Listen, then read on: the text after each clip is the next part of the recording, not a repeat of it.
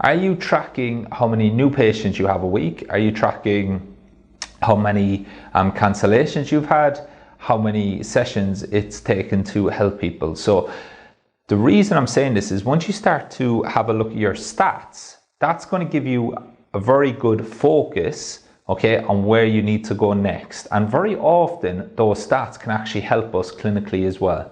Okay, so if you're having a lot of cancellations and a lot of drop-offs, okay, in terms of patients that have come into you with the hope of getting an ideal result or an ideal outcome, and you haven't been able to help them get that, then are we actually tracking how many of those patients have actually dropped off?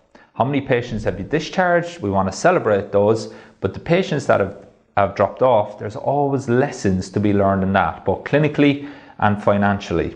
Okay, so that's my big tip for you this week, is to start tracking the amount of drop-offs that you have on in your business. Okay, and then ask yourself the question, why has this person dropped off? Okay, now if you feel that that person needed another session or two, okay, even if their pain has resolved massively, but you feel that they need that session or two to build that resilience, and they have dropped off, then ask yourself the question why.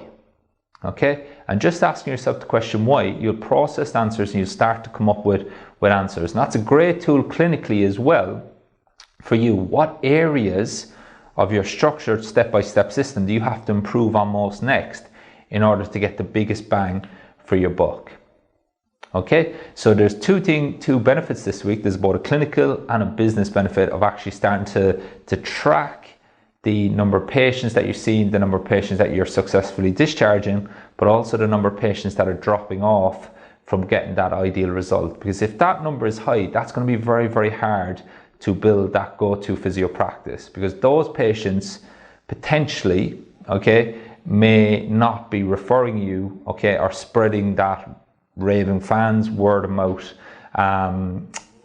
about your practice. Okay, whereas the more people we get to the discharge, we achieve their ideal outcome, we make meaningful impacts in their lives, then the better chance you have of getting that word of mouth referral strategy. Okay, the faster you're going to be able to build your business, the faster you're going to be able to become that go-to private practice. As always, reflect, work smarter, not harder, both clinically and also in your business.